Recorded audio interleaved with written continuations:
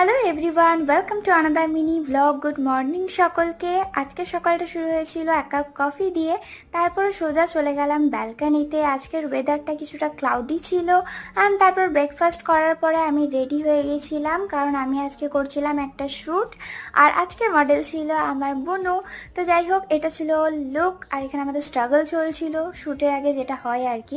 আর এটা ছিল final look. কেমন হয়েছে অবশ্যই কিন্তু কমেন্ট করে জানিও। তারপর এসেছিল এই পুচকুটা, এর সাথে খেলা করে আমরা চলে গেছিলাম সবাই মিলে একটু ইস্কনে। যারা যারা দুর্গাপুরে থাকো তারা তো জানবেই যে এখানে ইস্কন মন্দির আছে। ওখানে গিয়ে পরে মনটা এতটা শান্তি লাগছিল কি বলবো। ওখানে আমরা 1 ঘন্টা সময় কাটিয়েছিলাম খুব ভালো করে। আর ওখানে ঘুরেও দেখছিলাম, জায়গাটা ভীষণই সুন্দর যেহেতু আমি ফার্স্ট টাইম গেছিলাম। তারপর ওখান থেকে বেরিয়ে আমরা করে নিলাম হালকা ডিনার অ্যান্ড এইভাবেই কাটালাম দিনটা। Thanks for watching. দেখা হচ্ছে নেক্সট ভিডিওতে। তোমরা সবাই ভালো থেকো। রাধে রাধে।